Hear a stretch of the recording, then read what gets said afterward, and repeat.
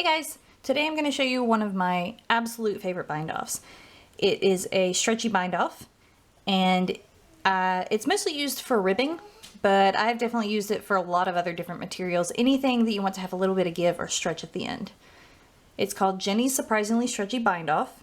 It was invented by Jeny Stamen, and I use it for almost everything. I love this bind-off. So, unlike other bind-offs, with this one, you're going to purl the purl stitches and knit the knit stitches. So, but you do yarn overs between them in order to give it a little bit more stretch. So, normally you start with in ribbing with knit stitches and then purl stitches, but mine starts with a purl stitch. So, what you're going to do is, for the purl stitch, you're going to do a normal yarn over. So like that, from front to back. But then you got to pull your yarn back to the front to do the purl stitch. So I'm going to go ahead and purl, and then I'm going to pull this back yarn over stitch over my purl stitch. It's a little bit easier of a thing to do if you hold your yarn this way, but I've never learned that way, so mine's a little more difficult. Alright, and again, we are going to start with our yarn on the front, bring it around, and purl through the next stitch. This time we have two loops. We have our yarn over loop, and then we have our original purl loop. So we're going to pull both of those over. Now, if you're doing this with something flat, like this is Knit in the Round, it's one of my hats. So we started the very first stitch with a yarn over. If you're doing something that's just back and forth and flat, you don't do that first yarn over. You just do your first stitch regular. Alright, so now I'm switching. This is a rick-rack rib, so it looks a little funny, but those are both knit stitches. So I'm going to start with my yarn in the back, and that's kind of the easy way to remember which way to start.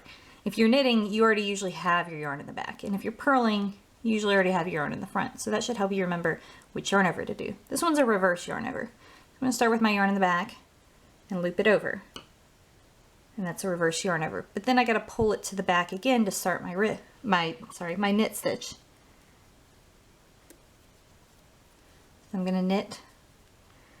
I'm going to pull this yarn over and then pull this purled stitch over as well. Alright, so we're going to do another reverse yarn over.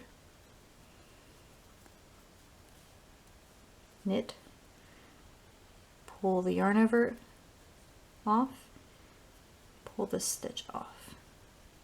Alright, now I'm going back to rib. I keep saying rib. Going back to purl. So I'm going to bring my yarn forward and do my yarn over, and then bring my yarn back to the front to my purl stitch.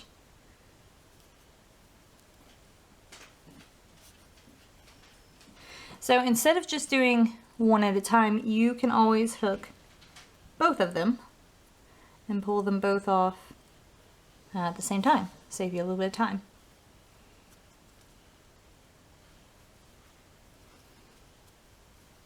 Me, when I do the purl stitches, since I knit with my yarn in my right hand, usually after I get the 3 stitches on, we'll pull my yarn back to the back, because it helps me to kind of keep a little bit of tension on here to keep this stitch from sliding. Alright, so pull those 2 off. Now we're back to 2 knit stitches. So yarn in the back, bring it all the way around the needle, and knit. I'm going to pull my yarn over and my last stitch off like a regular bind off. Right? Another knit stitch, yarn in the back, all the way around,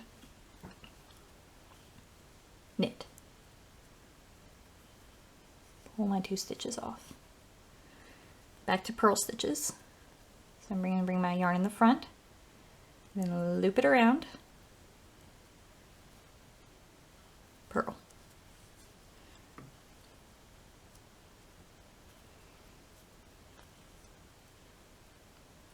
bring them both off.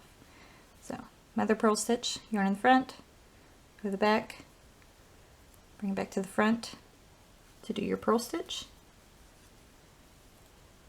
and then pull these two off.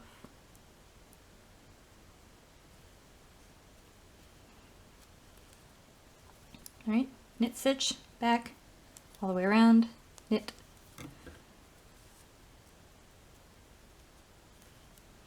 pull those stitches off.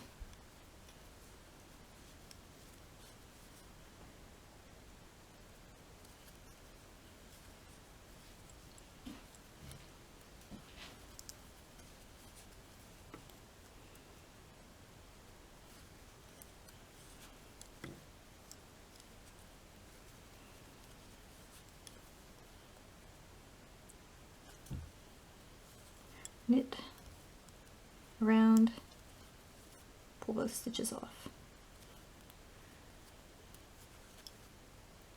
back, around, knit, pull both stitches off. Alright, so I'll give you a little sample of what it kind of looks like. So you see how it kind of has the rib effect where it's squishy? This is not a super ribby stitch that I'm doing. It's not as close together as normal rib would be, or it would look like a little more scrunched at the top. But if you look, see how stretchy that is? Incredibly, surprisingly. So that's why this is one of my absolute favorites. Just because it has so much stretch, it goes right back into shape, which you would see if you had more knit, it'll go pop right back into that shape right there. And even if you are using it on something that's completely knit or completely purl, it'll still have this give. It's just an amazing bind off that has so many different uses. So I'm going to finish this up and show you the final result. All right, I'm all done with it.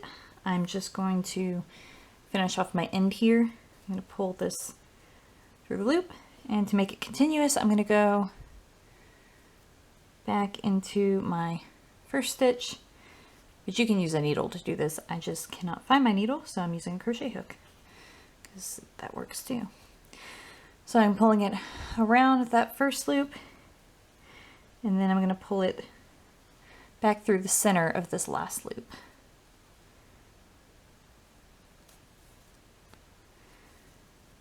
Which makes it have one more loop that's holding it all together, so it makes a continuous round. But this is the hat. It's my Moroccan slouchy hat. It's nice and stiff because I haven't washed it yet. As you can see, bottom is really stretchy, perfect for putting on your head, and then it snaps right back into place. It's wonderful. I love it. But anyway, so that's the bind off. I hope you find some good use out of it.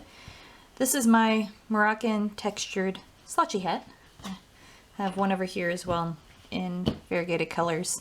It's all nice and washed and flexible. I also used the bind off on this hat, and you can see how incredibly stretchy that is. So I hope you enjoyed this tutorial. Leave comments down below if there's anything you want to see, or if you have any questions. I'd be happy to help you out as much as I can. Y'all have a great day.